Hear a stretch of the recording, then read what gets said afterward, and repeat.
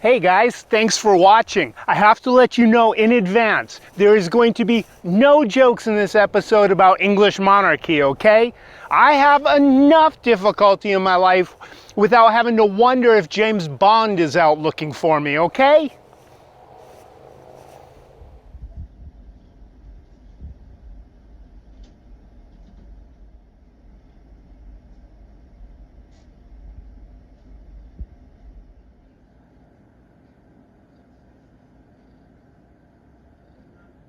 It was announced this week that Jane Fonda is battling cancer using chemotherapy, and every comment in every comment section of every social media platform all over the internet had the same thought on the topic. They said, "We hope she has a speedy recovery and we wish peace and comfort to her family." Yeah, that's what they said. Look, if they can twist and manipulate every piece of information to terrify us, make us click on things so they can sell us more advertising, I think I should be able to twist and manipulate information to make things seem a little better than they might otherwise seem. Don't you? I should start my own news network and call it The Happy News with your host, Uncle Travis. No, that's awful.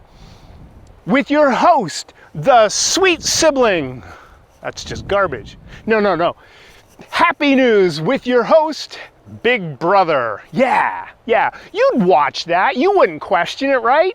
You will watch it, and you won't question it. Also in the news this week, Gorbachev was laid to rest. And for some of you younger people who are thinking, Gorbachev, I know that name. Was that the chess master that played the computer? That's a good guess, it really is. But no, that was Kasparov that played Kasparov. I think also he knelt at the beginning of the games to protest police brutality. Happy News, the correct place for information, unless you want the information to be correct. Gorbachev was the Soviet leader who helped walk the planet back from the precipice of nuclear annihilation, and as such, helped school-age children around the globe sleep better at night with less nightmares. And as such, I fervently hope that he is resting in peace, not wherever he is, not huddled under some rickety school desk, terrified of what's going to happen next. And I know you're thinking, wow, Travis, illness, death.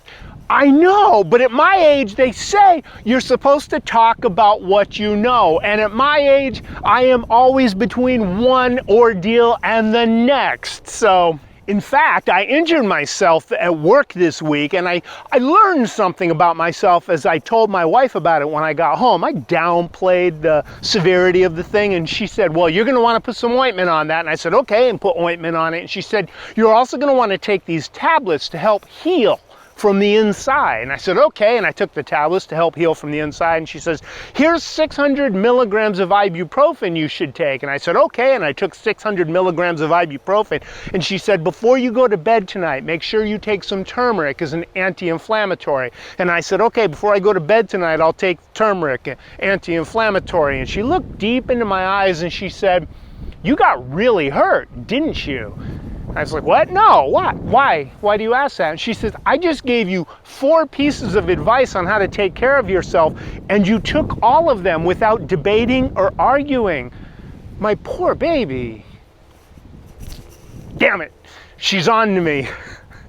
It's like my friend the RO always says, AKA Ramon. He says, Travis, don't misquote me in your Travis laughs. But if you do, I say, if you do not give me some ridiculous accent. And I think we all know what he means by that, right?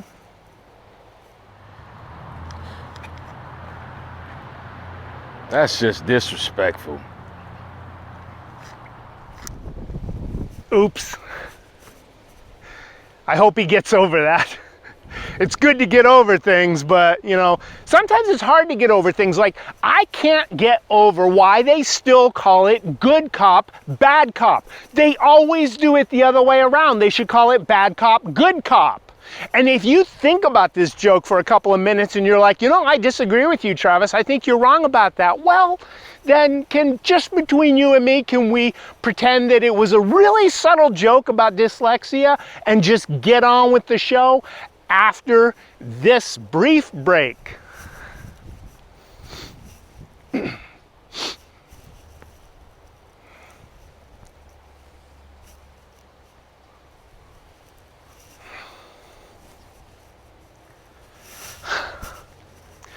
All right, welcome back. On the other hand, I have been getting closer and closer lately to my lifelong goal of having the physique of a superhero.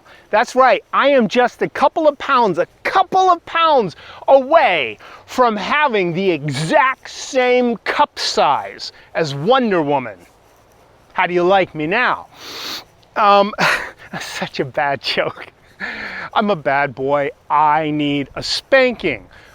So I should go to school in Missouri. This week in Missouri, a school board down there has decided to reintroduce corporal punishment as behavior modification for their students, despite all the information that child psychologists have accumulated about how bad that violence is for long-term effects on the students. And I'm sure a big chunk of it was because some guy who probably looked a lot like me got up there and testified that, well, I used to get spanked all the time as a kid. Not only did it not hurt me, it gave me skill sets I would not otherwise have acquired. Like the ability to rewrite history so that I emotionally feel like the world was taking care of me instead of someone twice my size just thunking the shit out of me because they couldn't be bothered to learn the words needed to reach me as an individual. So where are those unruly kids? Let's go fuck them up. And of course, I'm sure that there was the religious element to the argument as well. Assembled members, if we do not stand by the scriptures' instruction, spare the rod, spoil the child, then on what grounds will we enforce making a rapist pay 50 silver shekels and marry their victim? On what grounds, I ask you? And if you didn't care for that joke, chances are really high you're not going to love this one either. Marjorie Taylor Greene this week, in an effort to soften her image as the grossest human on the planet, tried to empathize with an audience on the topic of the cost of medical treatment. She said, by round of applause, how many of you are in debt because you lost an arm or a hand? Nobody? Nobody?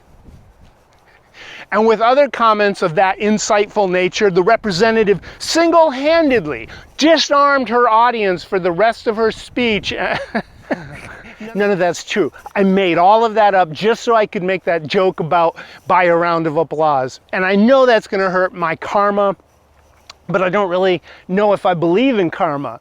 As far as I can tell, there are two groups of people that believe in karma. They really want to believe in karma. You know how some people do good things, amazing things, very selfless things in their lives? You know, people like Jane Fonda, for example. Well, I think some of those people really want to believe in karma because they think they should get an extra reward, a little extra recognition. Now, on the other hand, there are people that want to believe in karma because they have a real connection with justice. They want to see evil punished, and they look at people out in the world and they think that person is awful. For a lot of them, Jane Fonda. And they want to see karma come to... I don't even know Jane Fonda. When I was introduced to her as a kid, it wasn't because she was an anti-Vietnam activist, and it wasn't even really because she was a famous actor. It was because she was the exercise lady. Back in the early 80s, she was the one that was, she'd count down repetitions on the videotapes. It'd be 3, 2, 1, and stretch, and stretch, and stretch. Don't forget to breathe. My mother watched those. She tried to exercise to those videos. And I say she tried to because as soon as we got used to them, my brothers and I, wherever we were in the house, when we heard those videos come on, we'd stop whatever we were doing and we would yell at the top of our lungs, "Mom! Don't forget to breathe." You're welcome, Mother. You guys, thank you so much for hanging out. I wish you the very best in the coming week, and don't forget to breathe. Jane, you keep breathing. We'll see you guys next time, unless 007 finds me. What's that? Just one joke about the Queen? No!